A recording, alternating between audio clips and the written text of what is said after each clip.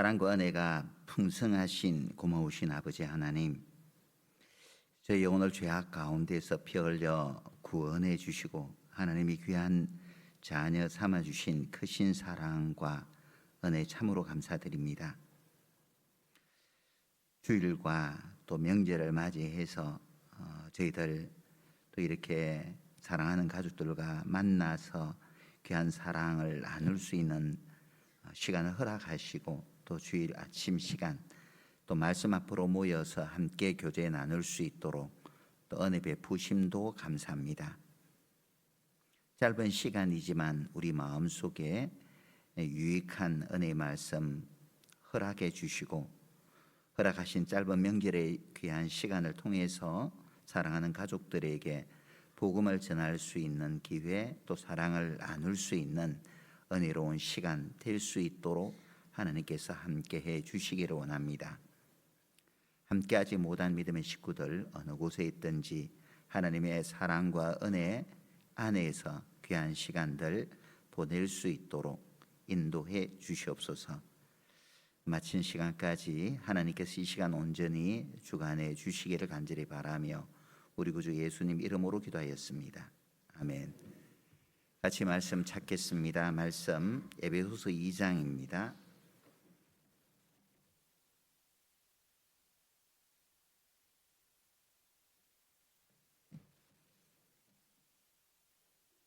(2장) 11절입니다.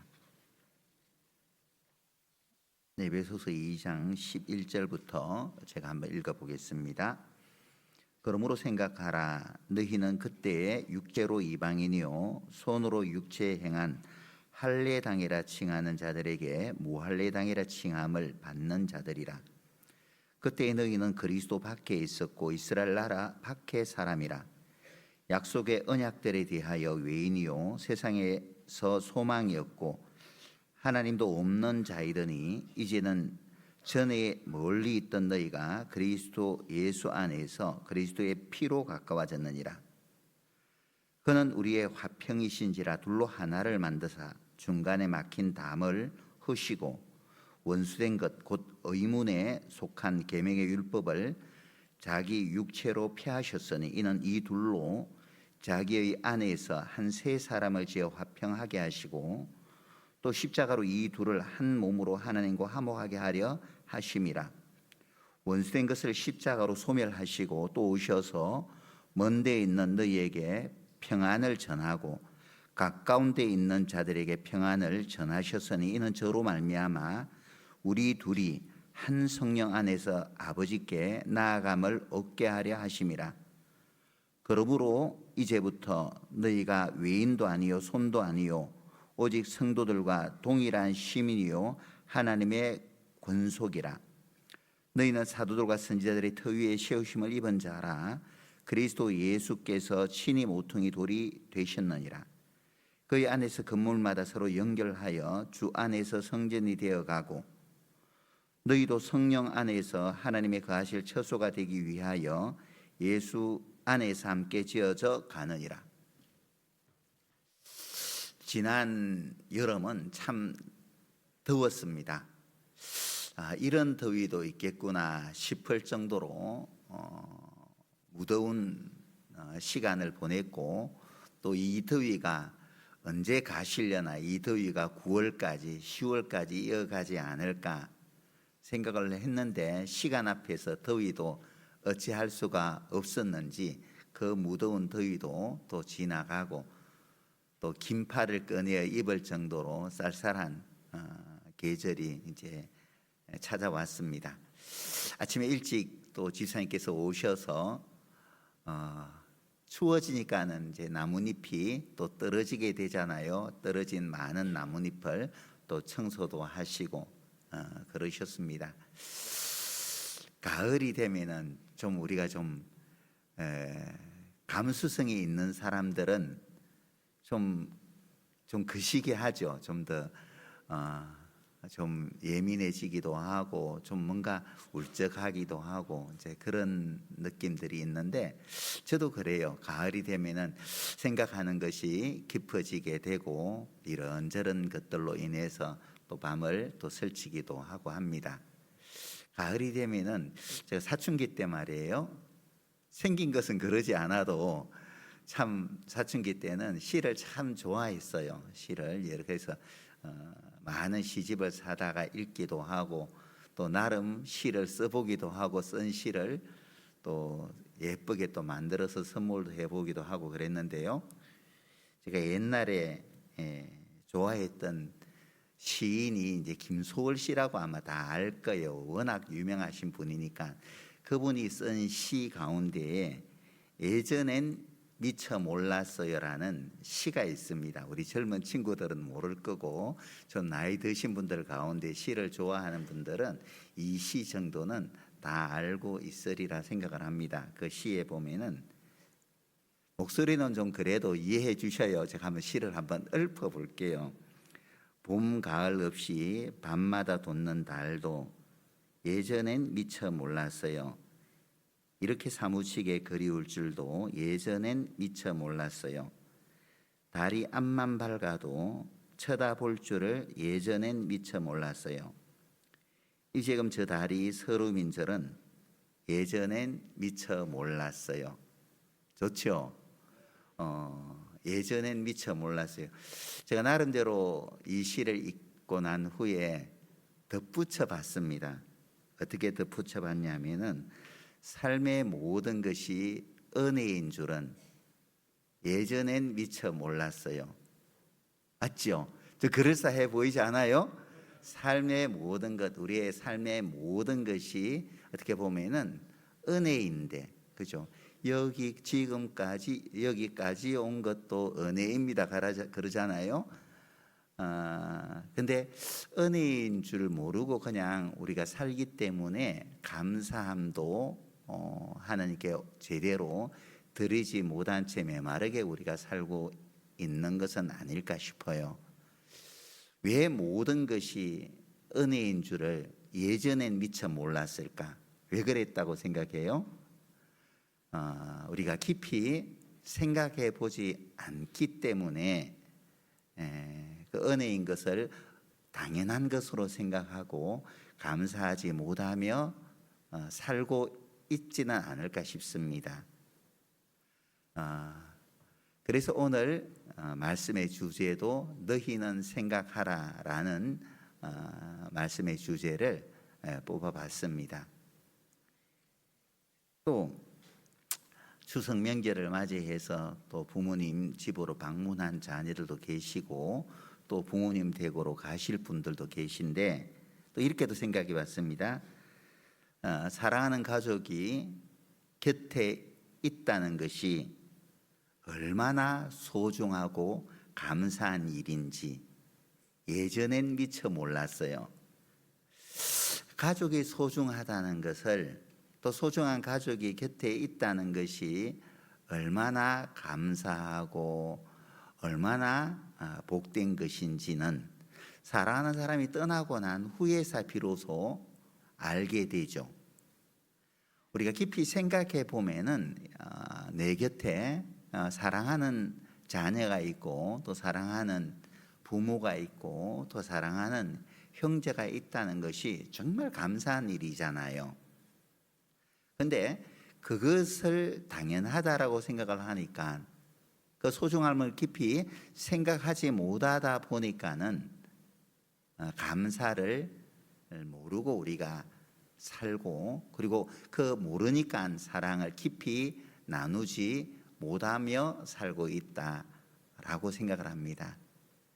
오늘은 본문 말씀 속에서 우리가 깊이 생각해 보아야 될 것 몇 가지를 한번 살펴보도록 하겠습니다. 11절입니다. 2장 11절 본문 말씀은 잘 잡아두셔요. 2장 11절 그러므로 생각하라. 뭘 생각해야 되느냐? 너희는 그때에 육체로 이방인이요 손으로 육체에 행한 할례당이라 칭하는 자들에게 무할례당이라 칭함을 받는 자들이라. 그때에 너희는 그리스도 밖에 있었고 이스라엘 나라 밖의 사람이라. 약속의 언약들에 대하여 외인이요 세상에서 소망이었고 하나님도 없는 자이더니. 자, 생각하라고 했는데 먼저 우리가 생각해 보아야 될 게 우리의 신분을 한번 생각해 보라는 겁니다. 신분의 변화를 한번 생각해 보라는 거예요. 전에는 말씀에 기록된 대로 너희가 그때에는 육체로 이방인이요 또 할례당이라 칭함을 받는 자들에게는 무할례당이라 칭함을 받는 자들이라. 그러니까는 우리가 하나님의 은혜를 깨닫기 전에는 육체로는 이방인이요 무할례당이었었죠. 전혀 하나님과 상관없는 사람들이었다는 겁니다. 그런데 이제는 하나님의 권속이죠. 19절에 기록된 말씀처럼 하나님의 귀한 자녀로서 가족으로 하나님께서 받아주셨다는 겁니다. 또 그 밑에 보면은 그때에 너희는 그리스도 밖에 있었고 그리스도 밖에 있던 우리가 이제 그리스도 안에서 살고 있죠. 그리스도인이라는 것이 그리스도 안에 있는 사람이라는 그런 뜻이잖아요. 그리스도를 모시고 살아가는 사람이다라는 그런 뜻이지 않습니까? 전에는 그리스도 밖에 있던 우리가 이제는 그리스도 안에 있고 이스라엘 나라 밖의 사람이었던 우리가 지금은 몸된 교회 안에 거하며 하나님께서 기뻐하시는 선한 일을 이루며 살아가는 사람이 된 거예요. 얼마나 신분이 크게 달라졌습니까? 또 보죠. 약속의 언약들에 대하여는 외인이요. 우리에게 주어지는 약속이 전혀 없던 사람이에요.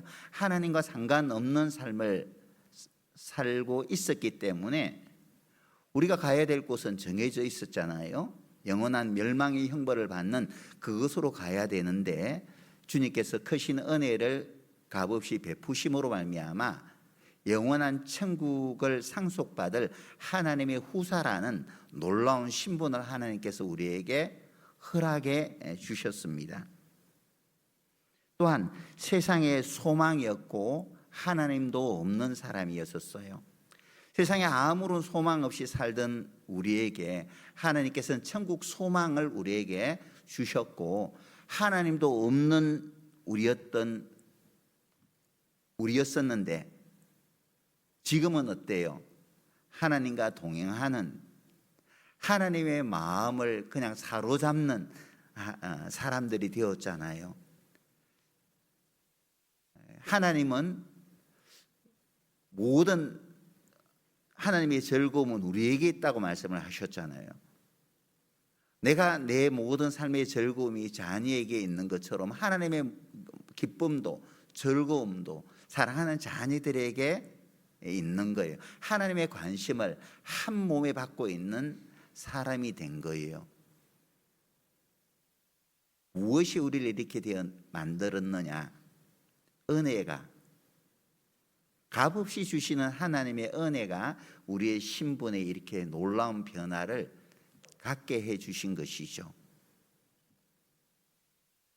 욥기서 25장 7절 6절에 보면은 하나님께서 우리를 벌레인 사람 구더기인 인생이랴 이렇게 말씀을 하셨잖아요. 하나님 보시기에 심판받을 죄인은 벌레인 사람 구더기 인생처럼 하나님께서 보신 거예요.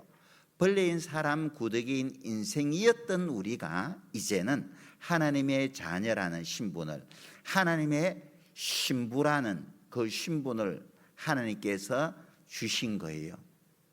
얼마나 큰 은혜를 우리가 받고 있습니까? 그러므로 생각하라. 그러므로 우리는 생각해 보는 거예요. 생각하되 어떻게? 깊이 생각해 보는 겁니다. 깊이 생각할 때 불평보다는 감사가 넘치는 삶을 우리는 살아갈 수가 있는 것이죠. 에베소서 2장 말씀으로 앞으로 돌려보시겠습니다. 에베소서 2장 1절입니다. 너희의 허물과 죄로 죽었던 너희를 살리셨도다. 그때 너희가 그 가운데서 행하여 이 세상 풍속을 좇고 공중의 근세 잡은 자를 따랐으니 곧 지금의 불순종의 아들들 가운데 역사하는 영이라. 전에는 우리도 다 그 가운데서 우리 육체의 욕심을 따라 지내며 육체와 마음에 원하는 것을 하여 다른 이들과 같이 본질상 진노의 자녀였더니. 전에는 공중권세 잡은 자를 우리가 따랐고, 공중권세 잡은 자 마귀잖아요. 마귀에게 속하여서 마귀가 시키는 대로 온갖 죄만 저지르며 살아왔다는 겁니다. 전에는 우리도 다 그 가운데서 행하여 우리의 육체의 욕심을 따라 살아왔던 거예요. 그랬던 우리를 하나님께서 빛 가운데 거하게 하시면서 무엇을 위해서 살아야 할지를 하나님께서 우리에게 보여주셨던 겁니다. 빛 가운데서 살고 있는 것이 얼마나 큰 축복인지 우리는 깊이 생각해 볼 필요가 있죠. 아직까지 세상에 많은 사람들은 어두운 가운데 있지만은, 어두운 가운데 있기 때문에 서로 부딪히기도 하고 또 서로에게 상처를 주기도 하고 또 받기도 해요. 하지만 우리는 빛 가운데 있기 때문에 때로는 마음속에 어둠이 찾아올 때에는 상처를 주기도 하지만 빛 가운데 행하는 하나님의 자녀들은 하나님의 어떠하심과 같이 우리 또한 빛 가운데 있기 때문에 부딪히거나 그런 것이 없는 거예요. 어둠이 오기 때문에 충돌이 있고 부딪혀가는 거죠. 그렇죠? 하나님께서 우리를 빛 가운데 두신 것이 정말 얼마나 감사한 일인지. 창세기 1장 2절에 보면은 땅이 혼돈하고 공허함이 흑암이 깊음 위에 있고 하나님의 신은 수면에 운행하시느니라. 그렇게 되어 있잖아요. 우리가 하나님의 은혜를 깨닫기 전에는 땅이 혼돈하고 공허하며 흑암이 깊음 위에 있는 것처럼 우리 마음도 혼돈하고 공허하고, 그죠? 뭔가 채워도 채워지지 않는 마음, 혼란스러움, 혼돈, 이랬다 저랬다, 갈팡질팡. 왜 어떻게 살아야 할지가 명확하지 않으니까 혼란스러울 수밖에 없었던 거예요. 이제 하나님의 은혜를 깨닫고 난 후에는 무엇을 위해서 살아야 할지가 명확해졌기 때문에 혼돈에서 벗어날 수 있는 거죠. 공허함도 하나님의 은혜가 마음속에 임하다 보니까 마음의 공허함도 어때요? 채워졌잖아요. 그 옛날에 유행가 가사 보면은 내 마음 허전하네요, 짜라짜짜짜짜, 그런 게 기억나요? 옛날에 그런 노래 있었어요, 그죠? 그 세상 사람들의 마음이 그래요. 내 마음 허전하네요. 마음이 허전하단 말이에요. 빛이 오기 전에는, 주님의 사랑이 깨닫기 전에는 우리가 다 그렇게 살았던 거예요. 근데 허전한 마음을 주님이 사랑으로 채워주셨잖아요. 은혜로 채워주신 거예요. 사랑이 들어오면은, 은혜가 들어오면은, 아, 주님 되었어요, 그런 마음이 생기잖아요. 흑암이 깊음 위에 있고 마음이 어두웠던 거예요. 어두웠단 말이에요. 보이지 않으니까. 근데 주님이 나를 찾아오신 거예요. 내가 주님을 찾아간 게 아니라 주님이 나에게 찾아오신 거예요. 나를 은혜로 부르신 거죠. 부르셔서 하나님의 사랑을, 하나님의 은혜를 전해주셨고, 그 사랑이, 은혜가 내 마음속에 스며들어올 때 이제 우리는 아버지를 만난 거죠. 참 사랑을 발견하게 된 거예요. 빛을 보게 되었고 빛 가운데 거하게 된 거죠. 달라진 거죠. 전도서 1장 2절에 보면은 솔로몬이 그렇게 이야기하잖아요. 헛되고 헛되며 헛되고 헛되니 모든 것이 헛되도다. 주님을 만나기 전에 우리의 마음은 헛된 삶이었던 거죠. 헛된 삶이었던 거예요. 남는 것이 없는 삶을 우리가 살아온 겁니다. 떠날 때 뭘 가지고 가요? 다 두고 갈 것들을 위해서만 살았잖아요, 그죠? 아무리 많은 돈을 모아본들 10원 한 장 하나 가지고 갈 수 있어요? 아무것도 가져가지 못합니다. 그것이 전부인 것처럼 부를 쫓고 명예를 쫓고 사랑을 쫓고 살지만은 세월이 지나다 보면은 사람들은 이것이 헛된 것임을 뒤늦게 깨닫게 되잖아요. 이미 인생이 지난 후에. 그래서 하나님은 우리를 은혜로 부르시고 난 후에 무엇을 위해 살아야 할지를 보여주셨잖아요. 눈에 보이는 것이 아니라 보이지 않는 것이 영원함인 것을 하나님께서 우리로 깨닫게 해 주심으로 말미암아 지혜로운 하나님의 자녀들은 구원받기 이전처럼 눈에 보이는 것을 쫓아 살아가는 사람이 아니라 눈에 보이지 않는 것이 영원하다는 것을 알고 눈에 보이지 않는 것을 위해서 우리는 오늘을 살잖아요. 지혜롭게 살아갈 수 있도록 하나님께서 만들어 주신 겁니다. 참으로 감사한 거예요. 하나님께서 이 크신 은혜를 값없이 주심을 우리는 깊이 생각할 때 감사함이 넘치는 삶을 살아갈 수가 있습니다. 또 이 모든 신분의 변화가 어떻게 주어졌느냐 하면은 13절에 보죠. 이제는 전에 멀리 있던 너희가 그리스도 예수 안에서 그리스도의 피로 가까워졌느니라. 무엇이 우리의 신분의 변화를 가져왔느냐? 그리스도의 피로 가까워졌느니라. 주님이 나를 대신해서 십자가에 흘리신 그 피로 말미암아 우리의 신분의 변화를, 내 삶의 변화를 하나님께서 가져오게 해 주셨던 겁니다. 주님께서 십자가에서 피 흘려 돌아가시지 않았다면은 우리에게 이런 은혜는 결코 주어지지 않았을 겁니다. 하지만은 주님께서 십자가에서 피 흘려 죽어 주심으로 말미암아 이 큰 은혜가, 이 큰 축복이 우리에게 주어지게 된 거예요. 예수님의 피, 예수님의 피를 생각할 때 감사하지 않을 수 없잖아요. 내 모든 것을 주님께 다 드린다 할지라도 아깝지 않아요. 왜? 주님은 벌레와 구덩이 같은 나에게 이 큰 은혜와 축복을 주시기 위해서 피를 흘리셨다는 것이 생명을 주셨다는 거잖아요. 이 축복을, 이 은혜를 주님은 생명과 맞바꾸게 하신 거예요. 주님은 귀한 생명을 나에게 주시고 이 은혜를, 이 축복을, 이 사랑을 값없이 주신 겁니다. 싸구리 은혜, 싸구리 사랑이 아니에요. 우주 만물을 창조하신 창조주 하나님이 나를 위해서 피를 흘리셨다는 것이 어떻게 그것이 싸구리가 될 수 있겠어요? 아니죠. 싸구리가 될 수 없는 겁니다. 생각하되 예수의 피를 깊이 생각해 보는 거죠. 히브리서 10장입니다.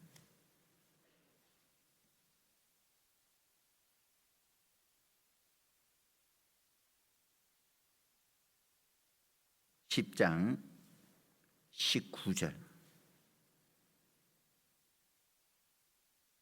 그러므로 형제들아 우리가 예수의 피를 힘입어 성소에 들어갈 담력을 얻었나니 그 길은 우리를 위하여 휘장 가운데로 열어놓으신 새롭고 산 길이요 휘장은 죄의 육체니라.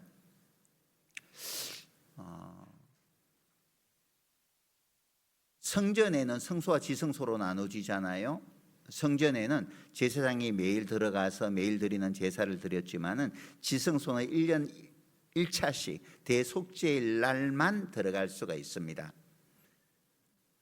그곳에 하나님의 영광이 있기 때문에 아무나 절대 이 지성소로 들어가면은 바로 죽게 되어 있죠. 그런데 그 휘장이 찢어졌다는 거예요. 성소와 지성소를 가로막고 있는 그 휘장이 주님이 십자가에 달리셨을 때 위에서부터 아래로 그냥 찢어져 버린 거예요. 누구나 지성소로 들어갈 수 있는 길을 우리 주님이 십자가에 달리심으로 열어놓으신 거죠.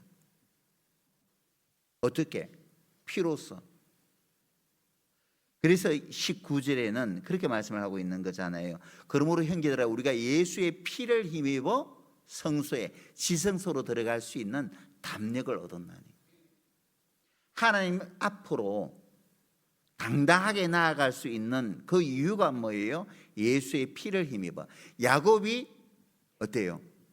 피를 힘입어 아버지 앞에 당당하게 나갔잖아요. 이삭 앞에 축복받기 위해서.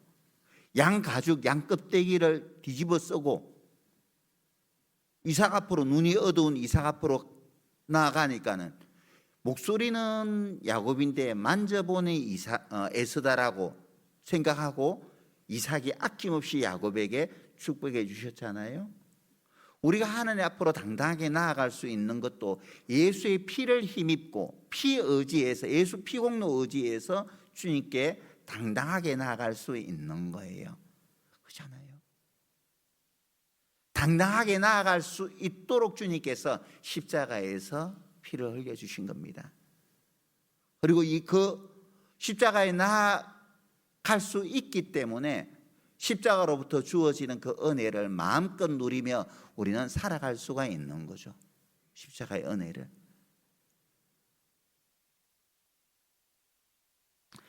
에베소서 1장 7절에도 우리가 그리스도 안에서 그의 은혜의 풍성함을 따라 그의 피로 말미암아 구속 곧 죄사함을 얻었으니, 예수의 피로 말미암아 우리의 구원의 근거가 되어지는 것이 결국은 피잖아요. 우리의 신분이 이렇게 변화된 것도 예수의 피공로 때문에. 그래서 예수의 피를 우리가 깊이 생각할 때 우리는 더욱더 내 자신의 신분의 변화를 알 수 있을 뿐만 아니라 변화된 신분으로 인해서 더욱 깊이 하나님께 감사함을 드릴 수 있다는 거죠. 나아가서 이 피는 어떤 역할을 하냐면은 묶는 역할을 해요. 되어지게 하는 그런 역할을 이 피가 만들어줘요. 전에는 이방이었던, 전에는 무할례 당이었던 우리가 어떻게 이스라엘 사람들과 연합될 수 있느냐, 할례당과 연합될 수 있느냐? 결국은 피잖아요. 에베소서 2장 다시 돌려보겠습니다. 13절, 이제는 전에 멀리 있던 너희가 그리스도 예수 안에서 그의 피로 가까워졌느니라. 유대인과 이방인 간의 거리는 상당했잖아요. 유대인들은 이방인을 그냥 사람으로 여기지 않고 짐승으로 그 당시에는 여겼으니까. 근데 무엇이 이제 유대인과 이방인을 묶어주느냐? 그리스도의 피로 가까워진, 피로 묶어준 거예요. 피로. 14절에 그는 우리의 화평이신지라 둘로 하나를 만드사 중간에 막힌 담을 넣으시고, 유대인과 이방인이라는 막힌 담을, 할례당과 무할례당이라고 막힌 그 담을 하나님께서 예수의 피로 흘어버렸다는 거죠. 묶어줬다는 겁니다. 연합될 수 있음을 말해주고 있는 거예요. 15절, 원수된 것 곧 의문에 속한 계명의 율법을 자기 육체로 폐하셨으니 이는 이 둘로 자기의 안에서 한 세 사람을 지어 화평하게 하시고. 율법은 유대인들에게만 주어졌고 이방인들에게는 주어지지 않았다라는 그 생각마저도 피로써 다 무너뜨려 주셨다는 겁니다.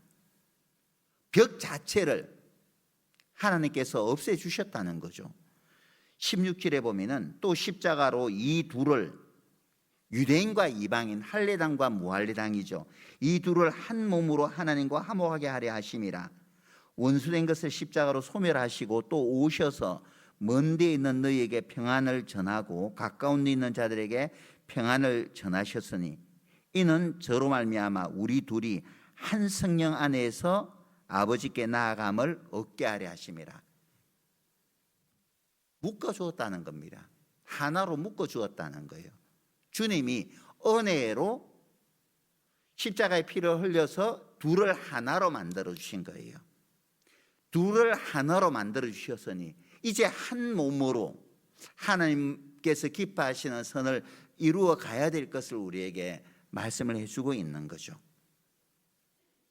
교회 안에서는 둘이 아니라 하나가 되어야 함을 우리에게 교훈해 주고 있는 겁니다. 그죠? 갈라디아서 말씀 한번 찾아보죠. 3장. 앞으로 조금 넘겨서 갈라디아서 3장 28절입니다. 갈라디아서 3장 28절입니다. 너희는 유대인이나 헬라인이나 종이나 자주자나 남자나 여자나 다 그리스도 예수 안에서 둘이니라. 둘이니라 하나이니라. 자, 우리는 교회 안에서, 주님의 몸된 교회 안에서 유대인이나 헬라인이나 종이나 자유인이나 남자나 여자나 잘났던 못났던 교회 안에서 보면은 물론 잘난 사람 있죠. 나보다 좀 못난 사람도 있어요. 나보다 예쁜 사람도 있고, 나보다 조금 못난 사람도 있고, 나보다 언변이 좋은 사람도 있고, 나보다 언변이 없는 사람도 있고, 나보다 사교성이 있는 사람도 있고, 때로는 나보다 무뚝뚝한 사람도 있어요. 하지만 우리는 주 안에서 하나임을, 주님의 피로 하나로 만들어 주었음을 깊이 생각하라는 겁니다. 얼마나 유대인과 이방인, 할례당과 무할례당이라는 그 장벽이 컸겠어요. 한번 생각해 보세요. 유대인의 관점에서는. 근데 그런 벽을 없애라는 겁니다. 피로 하나를 만들어 주었으니까 그 장벽 자체를 깨뜨려 버리라는 겁니다. 하나가 되어서 하나님께서 기뻐하시는 그 선을 이루어 가야 될 것을 우리에게 말씀을 하고 있는 거예요. 가정도 마찬가지죠. 부모를 중심으로 해서 정말 하나가 되어질 때 자녀는 부부가 먼저 하나가 되어지고, 부부는 하나가 되어야 되면 둘이 한 몸이 되게 하셨다고 했잖아요. 이 비밀이 크도다. 부부는 둘이 하나가 되어야 되지, 하나가 둘이 되어서는 절대 안 돼요. 미우나 고우나 부부는 하나예요. 하나입니다. 둘이 아니요. 맞춰가야죠. 부부가 하나가 되어야지 부모와 자녀도 하나가 될 수 있는데, 부부가 하나가 되지 못하는데 어떻게 부모와 자녀가 하나가 될 수 있겠어요? 언감생시죠. 꿈도 꾸지 말아야 되죠. 그죠? 그 남자와 여자가 생각하는 것 자체가 틀려요. 아내 된 우리 자녀들 생각해 봐요. 남자의 생각하고 여자의 생각하고는 얼마나 달랐으면은 금성에서 온 남자, 화성에서 온 여자가 지구라는 별에서 만나서 가정을 꾸리고 사는데, 금성에서 오고 화성에서 왔으니까 얼마나 다른 게 많겠어요. 그렇잖아요. 다 틀려요. 같을 거라고 생각하면 착각이에요.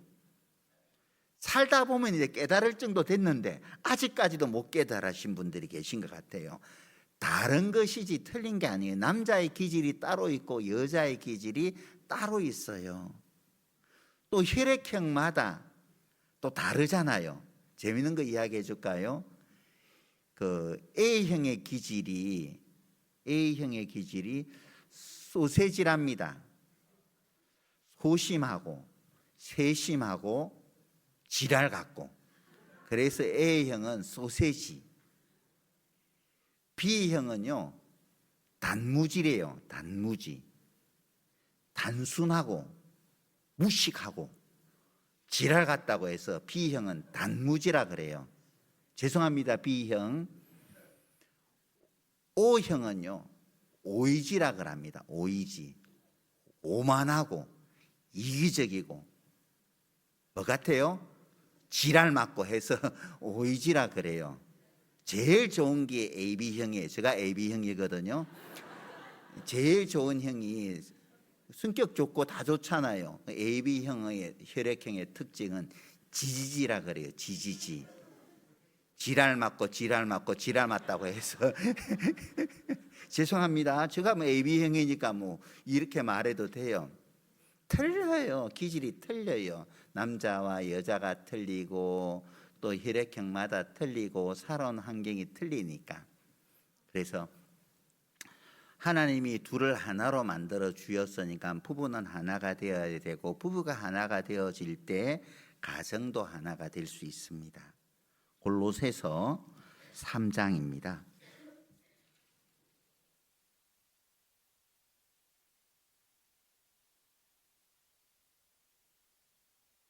11절. 거기는 헬라인이나 유대인이나 할례당이나 무할례당이나 야인이나 스구디아인이나 종이나 자유인이 분별이 있을 수 없나니 오직 그리스도는 만유시요 만유 안에 계시도다. 주님의 몸된 교회 안에서는 헬라인이나 유대인이나 할례당이나 무할례당이나 야인이나 스구디아인이나 따로 분별할 수 없다는 겁니다. 하나라는 거예요. 따로 생각할 수 없다는 거예요. 교회 안에서는 하나가 되어야지 따로따로 생각할 수가 없다는 거예요. 그래서 에베소서상 3절에 보면은 성령의 하나 되게 하신 것을 힘써 지키라고 말한 거예요. 하나 되는 것이 당연한데 그 하나 된 것을 굳이 깨뜨리려고 한다는 겁니다. 누가? 마귀는. 그러니까 마귀가 제일 무서워하는 게 누군 줄 아셔요? 마귀가 제일 무서워하는 것은 교회예요. 교회를 통해서 마귀의 권세가 깨진단 말이에요. 교회가 하나가 되어서 정말 복음의 역사를 위해 똘똘히 뭉치잖아요. 그럼 마귀의 권세가 깨뜨려질 수밖에 없어요. 초대교회 때 보세요. 날마다 마음을 같이하여 모이기를 힘쓰고, 그러니까 어때요? 한 번 전도할 때 뭐 3,000명, 5,000명이 구원받는 그런 역사들이 일어나잖아요. 마귀에게는 이것보다 위기는 없는 겁니다. 그러니까 주님께서 피로 교회를 하나 되게 하신 것을 우리는 깊이 생각해 본다면은, 하나가 깨어지는 것은 정말 무서운 것이구나 하는 것을 우리는 알게 돼요. 가정도 물론 마찬가지죠. 부부간에 하나가 되어져야 됩니다. 그것이 하나님께서 우리에게 주신 법이에요. 부부가 하나가 되어질 때 가정도, 부모와 자식 간의 관계도 하나가 되고 형제 간에도 한 마음이 될 수 있어요. 형제 간도 한 마음이 될 수 있는 겁니다. 또 우리가 깊이 생각해 보아야 될 게 뭐냐면은 에베소서 2장 다시 돌려보죠.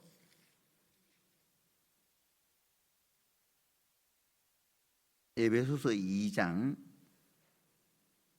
19절입니다. 19절 같이 한번 읽어볼까요? 그러므로 이제부터 너희가 외인도 아니요 손도 아니요 오직 성도들과 동일한 시민이요 하나님의 권속이라. 이제 주님의 몸된 교회 안에 우리가 머물면서 하나가 되었으니까는 이제부터는 너희가 외인도 아니요, 밖에 있지 않고 그리스도 안에 있으니까, 이스라엘 나라 밖에 있는 것이 아니라 몸된 교회 안에 머물고 있으니까 외인도 아니죠. 안에 있으니까 손님도 아니에요. 교회의 주인은 우리예요. 그죠? 교회의 주인은 우리니까 누가 교회를 잘 지켜가야 돼요? 우리가 지켜가야 돼요. 우리가 하나됨을 깨뜨리는 것도 우리가 지켜가야 돼요. 잘 살피고 말이에요. 마귀가 어디에서 역사하나 잘 살피고 말이에요. 마귀의 역사를 중단시켜야 될 의무를 우리 모두가 가진 거예요. 교회를 누가 아름답게 만들어 가야 돼요? 우리가 주인이니까. 우리가 손도 아니고 우리가 주인이니까 교회를 아름답게 만들어 가는 책임도 우리에게 있는 거예요. 우리에게. 그러니까 아름답게 만들려면 어떻게 해야 돼요? 뭐 사랑이 풍성하게 말이에요. 기쁨이 풍성하게, 감사가 넘치게. 누구들 오면은 뭐 교회가 항상 꽃이 환하게 피어 있으면은 얼마나 좋아요. 꽃 보고 그냥 화내는 사람 없잖아요. 있나? 꽃 보고 화내는 사람 없어요. 꽃 보고 화내는 사람 없더라고요. 화하지 뭐. 꽃만 보면 사람들 뭐 화하지. 교회 안에 막 울긋불긋 막 꽃이 피어져 봐. 사람 안에 들어왔는데 막 자매들 얼굴이 환하게 꽃 핀 거잖아요. 형제들 얼굴이 환하면 꽃이 핀 거예요. 뭐 왔는데 뭐 형제가 화가 났나 뭐가 화가 났나 뭐 이러면 있잖아요. 꽃이 다 져버리는 거예요. 그렇잖아요. 교회를 아름답게 만들어가는 것도 우리 몫인 거예요. 우리 몫이잖아요. 손도 아니고 왜? 우리가 주인이니까. 동일한 시민이요. 우리의 시민권은 하늘에 있는지라. 같은 시민권을, 천국의 시민권을 가진 사람들이잖아요. 외국에 나가면은 다 애국자가 된다고 합니다. 외국에 나가서요. 필리핀에 예를 들어 갔다. 그러면은 요즘은 워낙 이제 뭐 외국 여행 많이 가니까는 그런 실감이 그렇게 실감하지 않을 것 같은데, 제가 외국에 처음 나간 게 성지순례를 갔거든요. 2007년인가 성지순례를 갔는데 예루살렘에 말이에요. 현대 택시가 지나가요. 현대. 야, 저기 봐, 우리 현대차가 지나간다. 얼마나 실감 별로 안 날 거예요. 나이 드신 분들만 알 거예요. 그렇게 반가워요. 뭐 가서 생긴 것이 비슷하면 한국 사람인가 자기도 느낀가 봐요. 그래서 쫓아 달려와서 아이고 한국에 있어 왔어요. 한국에 얼마나 반가운지. 자,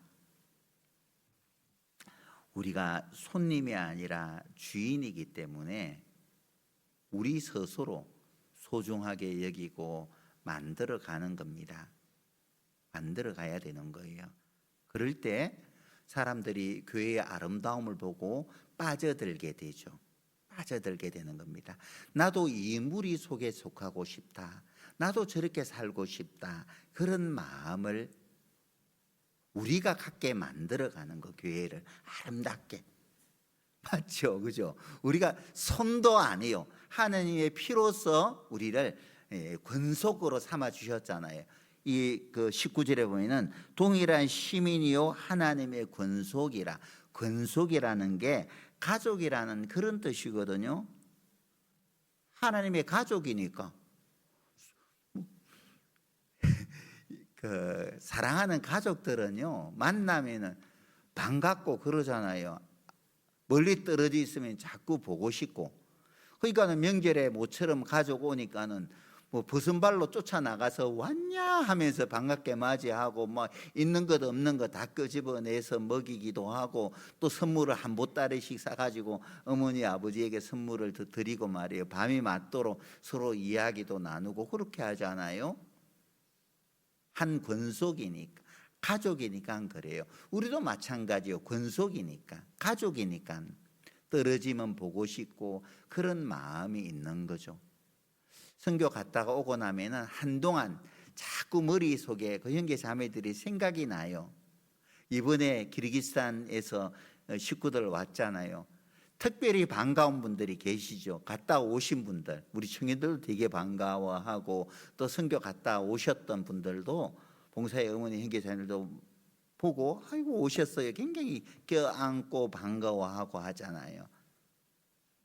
한 권속이니까 멀리 떨어져 있다가 만나면은 그렇게 반가울 수 없는 거예요. 그런 마음이 있어요. 가족이니까 그런 거예요.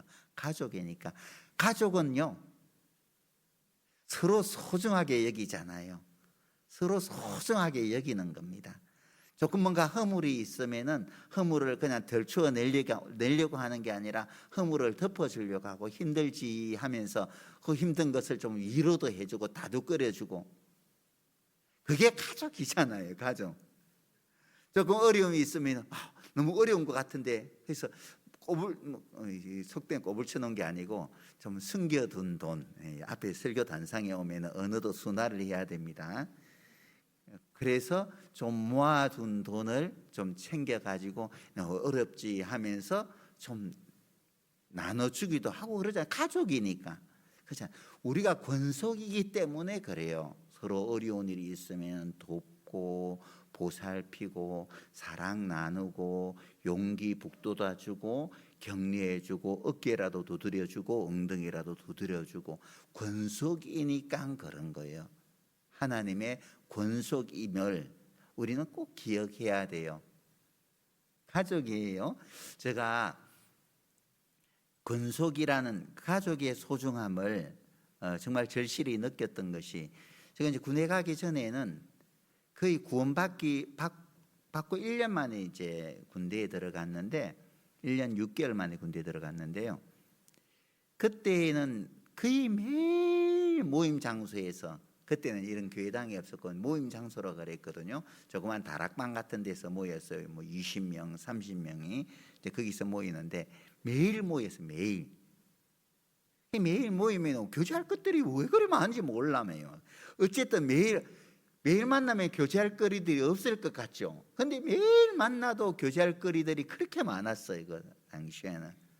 그러다가 이제 1년 6개월 만에 이제 군대에 들어갔는데, 밤에 되면은 지금 시간에는 모임 장소에서 뭘 하고 있을까 막 머릿속에 생각이 나요.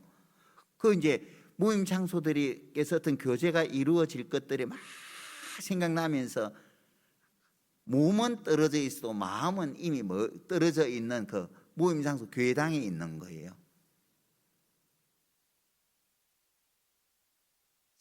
이렇게 사무치게 그리울 줄은 예전에는 미처 몰랐어요. 교제에 있을 때는 몸된 교회 가운데 머물고 있을 때는 몰랐다가 떨어져 있다 보니까 얼마나 교제가 소중한지 알겠더라고요. 또 우리가 깊이 생각해 보아야 될 게, 우리가 그리스도의 지체라는 것을 깊이 우리는 생각해 봐야 됩니다. 에베소서 2장 20절. 너희는 사도들과 선지자들의 특위에 세우심을 입은 자라. 그리스도 예수께서 친히 모퉁이 돌이 되셨느니라. 그의 안에서 건물마다 서로 연결하여 주 안에서 성전이 되고, 너희도 성령 안에서 하나님의 거하실 처소가 되기 위하여 예수 안에서 함께 지어져 가느니라. 우리는 모퉁이 돌이 되신 주님 위에 하나의 벽돌로서 지어져 가고 있어요. 한 명 한 명이 구원받을 때 성전이 하나하나 세워져 가는 겁니다. 지어져 가는 거예요.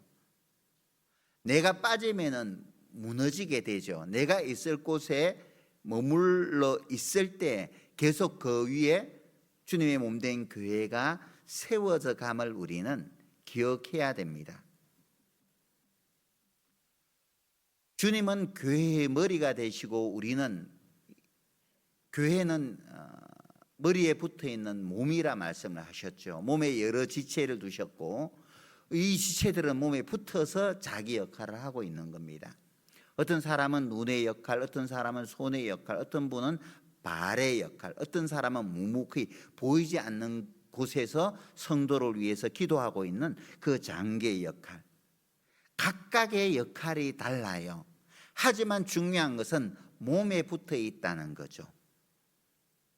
몸에 붙어 있기 때문에 손 없으면 불편하잖아요. 발이 없으면 불편합니다. 귀가 없으면 많이 불편해요. 어느 한 지체 중에 불필요한 지체는 절대 없는 겁니다. 몸된 교회 안에 불필요한 지체 있나요? 절대 없습니다. 연약한 지체들도 때로는 나를 위해서 존재하는 거예요. 내가 할 일을 하나님께서 주신 거잖아요. 그 연약한 지체가 있기 때문에 나 같은 사람도 있는 거예요. 왜? 연약한 지체를 돌보아 주라고 나 같은 사람이 있는 거예요. 나도 한때는 연약한 지체였는데 나 같은 사람이 있어서 나를 돌보아 주었기 때문에 내가 성장할 수 있었지, 나 같은 사람이 없었다면 오늘의 내가 있을 수 없는 거죠. 그러니까 교회 안에는 연약한 지체들도 있는 거예요. 약한 지체를 더 존귀하게 하나님께서 여기신다 말씀을 하셨잖아요. 그죠? 지체 하나 없으면 불편한 거예요. 얼마나 불편한지 모릅니다. 지체 하나가 없어도 아무렇지도 않다? 그러면 내가 이상한 거예요? 탈무드에 보면은 샴 쌍둥이가 하나냐 둘이냐, 몸이 하나냐 둘이냐, 한 사람으로 봐야 되냐 두 사람으로 봐야 되냐, 탈무드에서 어떻게 나눌 수 있다고 그래요? 볼을 한 사람의 볼을 꼬집었을 때 다른 쪽에 있는 사람은 히히 웃으면은요, 이건 둘이에요. 그죠? 그런데 한 볼을 꼬집었는데 반대쪽에 있는 사람도 아야 하면은요, 둘이 하나예요. 한 사람으로 본다는 겁니다. 맞죠? 그죠? 교회도 마찬가지예요. 사도 바울이 그랬잖아요. 한 지체가 고통을 받으면 모든 지체도 고통받는다고 그랬잖아요. 한 몸에 붙어 있기 때문에. 그런데 한 지체가 고통을 받는데 다른 지체는 히히 웃으면 그건 한 지체가 아닌 거예요. 내가 이상한 거예요. 내가 병들었다거나 내가 뭔가 뭐 잘못되었다거나, 그러니까는 그 고통에 참여하지 못하는 거잖아요. 그죠? 그래서 우리는 한 지체임을 생각하는 거죠. 한 지체임을 생각할 때 우리가 서로가 서로를 소중하게 여길 수 있는 거예요. 아껴줄 수가 있는 거죠. 감싸 안을 수도 있고 보듬어 주기도 하고 뭐 묻은 것이 있으면 닦아주기도 하고, 왜 묻었느냐, 여기 칠칠맞게 묻히고 다녀 하지 않고 조용하게 묻은 것을 닦아줄 수 있는 거예요. 생각할 때. 생각하지 않으면, 깊이 생각하지 않으면 왜 묻었냐, 왜 칠칠하게 묻히고만 사냐, 그렇게 말을 하거든요. 입에 지저분한 것이 묻었다고 해서 이거 지저분하게 묻히고만 사냐, 알았으나 안 먹어. 입이 안 먹기 시작해봐요. 손이 어떻게 해요? 눈이 어떻게 해요? 제대로 들을 수가 있고 제대로 봐줘요? 안 먹어주는데? 지저분하더라도 먹어주니까 손이 제 역할을 하고 눈이 제대로 보죠. 안 그래요? 그렇잖아요. 묻을 수 있는 거예요. 먹는 역할을 하다 보니까. 아우, 너 왜 냄새 나냐, 냄새 나냐.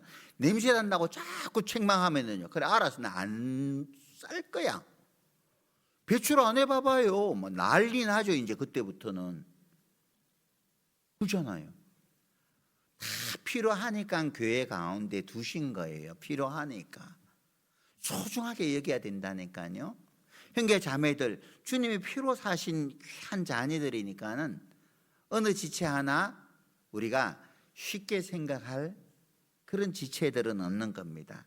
다 소중하게 여기고 소중하게 생각해야 돼요. 히브리서 3장입니다.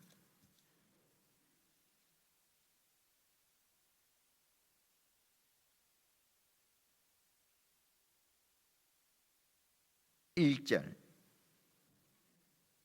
같이 한번 읽어보겠습니다. 그러므로 형제들아, 하늘의 부르심을 입은 거룩한 형제들아, 우리의 믿는 도리의 사도시며 대제사장이신 예수를 깊이 생각하라. 마칠 시간이 다 돼가니까 말이 헛나오네요. 그러므로 함께 하늘의 부르심을 입은 거룩한 형제들아. 우리에게 하나님께서 하신 말씀이잖아요. 우리의 믿는 도리의 사도시며 대제사장이신 예수를 대충 생각하라? 아니죠. 깊이 생각하라. 예수를 깊이 생각할 때 우리는 더 깊이 묵상하게 되고 더 깊은 감사를 드릴 수가 있습니다. 더 사랑하게 되고 주님을 사랑하고 교회를 사랑하게 됩니다. 깊이 생각하지 않으니까 주님을 사랑하는 사랑도 덜하고 교회를 사랑하는 사랑도 덜해요. 예수를 깊이 생각하지 않으니까 감사함도 덜하죠. 하나님께서 베풀어 주신 은혜, 베풀어 주신 사랑에 대한 감사도 덜하고 형제 자매에 대한 감사, 교회에 대한 감사도 덜해요. 깊이 생각하지 않으니까 그렇죠. 그래서 주님은 우리에게 깊이 생각할 것을 당부하고 계신 것이죠. 그죠? 생각하되 깊이 생각하라. 당연한 것이 아니라 모든 것이 은혜임을 우리는 깊이 생각한 거죠. 가족이 내 곁에 있음도 당연한 것이 아니라 은혜임을 깊이 생각할 때 가족 한 사람 한 사람을 소중하게 여기고 더 감사할 수 있습니다. 가족의 소중함에 대하여 감사할 수 있습니다. 왜 그랬냐라고 책망하기보다도 감사할 수, 옆에 있어 주는 것만으로도 우리는 감사할 수 있으리라 생각을 합니다. 고린도전서 10장입니다.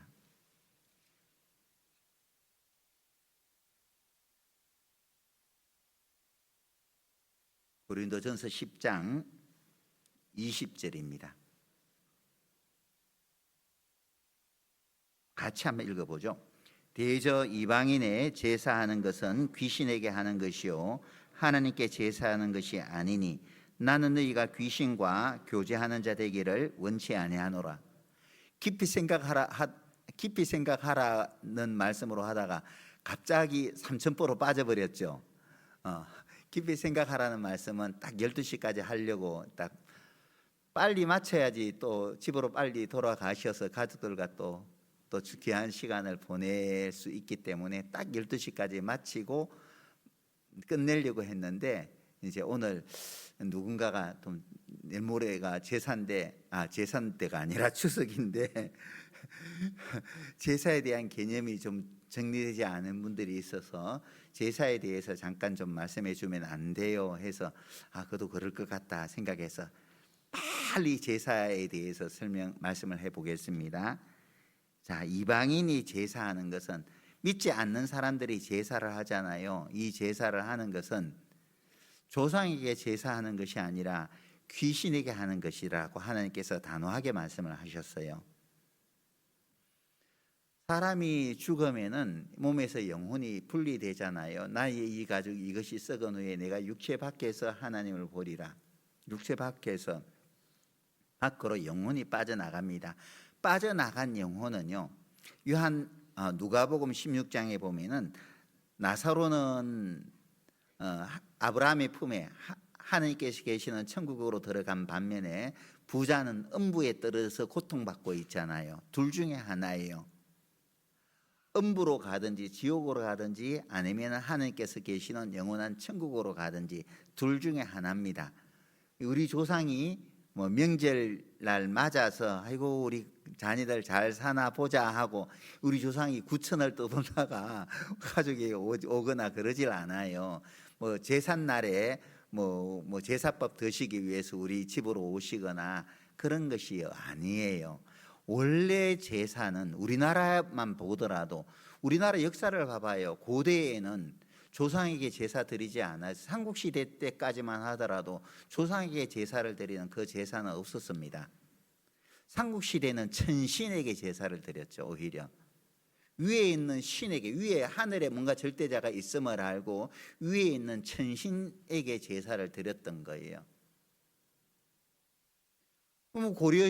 그리고 신라나 삼국시대에는 이제 그때 우상이 들어왔죠. 불교가 들어오고 그랬잖아요.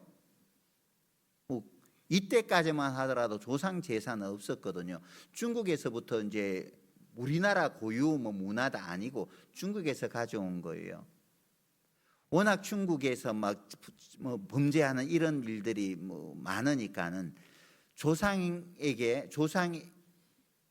자녀에게 주신 은혜를 깊이 생각 잊지 말고 기억해야 된다라는 의미에서 이제 중국에서 제사가 이제 들어오게 된 겁니다.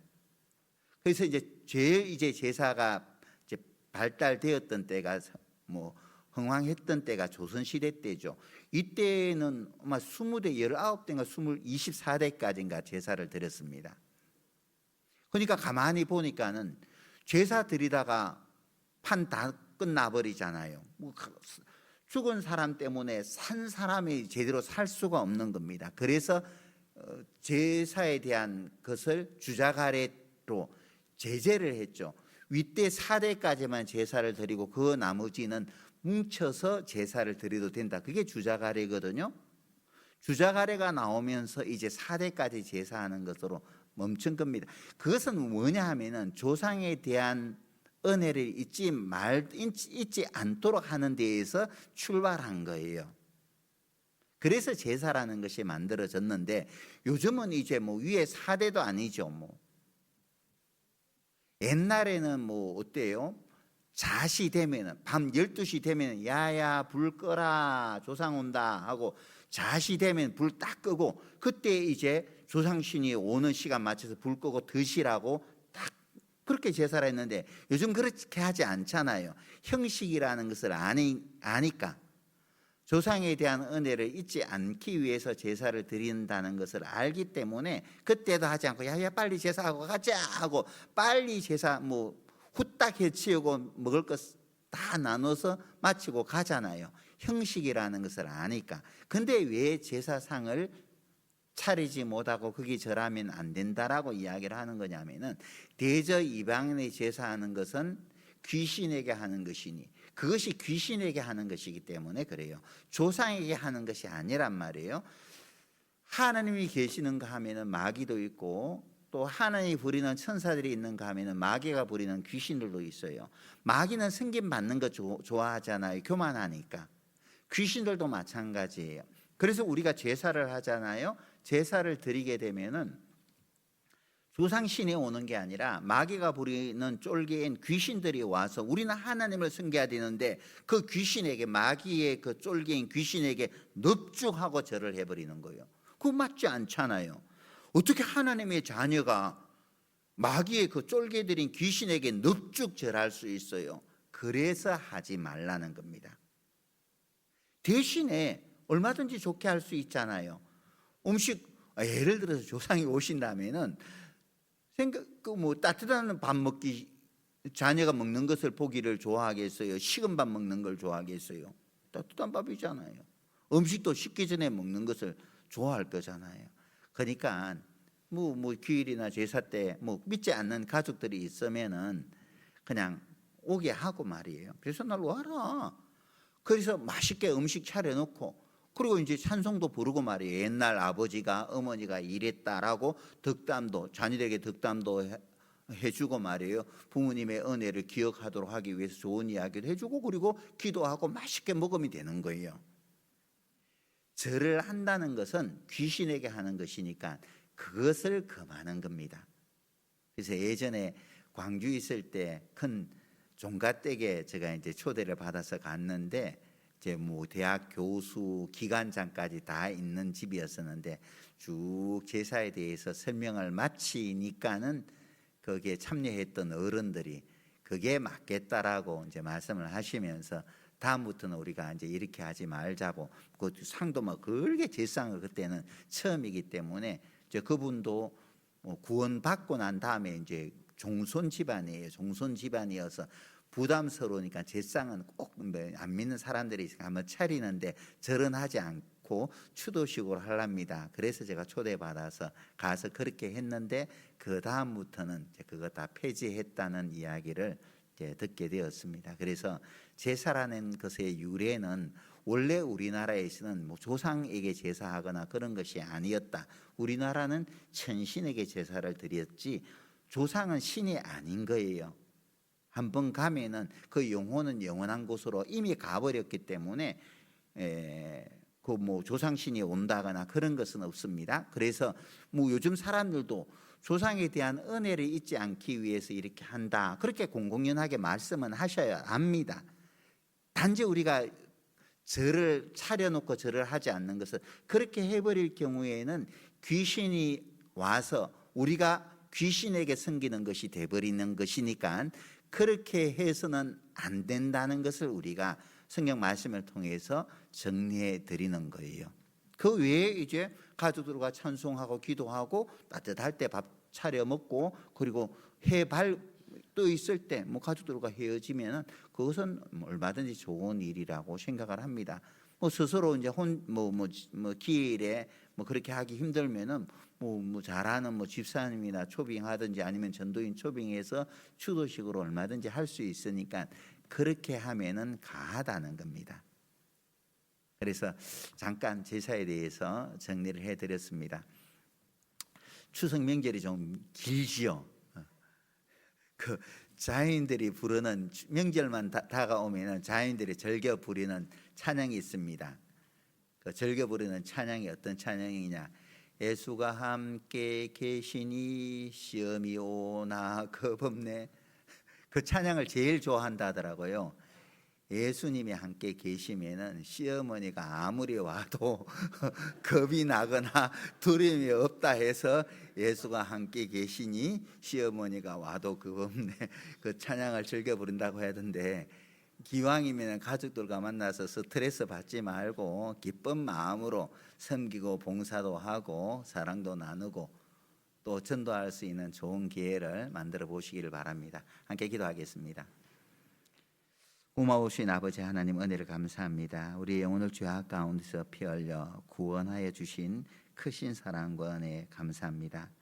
우리 마음속이 결코 당연한 것이라고 생각하지 않도록 도와주시고 늘 예수를 깊이 생각함으로 감사함이 넘치는 삶을 살아갈 수 있도록 하나님께서 은혜 위에 은혜를 더해 주시기를 원합니다. 추석 명절을 맞이해서 사랑하는 분들과 좋은 시간, 또 말씀을 전할 수 있는 귀한 시간 가질 수 있도록 도와주시기를 간절히 바랍니다. 모든 것 자비로우신 주님께 감사드리며 주 예수님 이름으로 기도하였습니다. 아멘.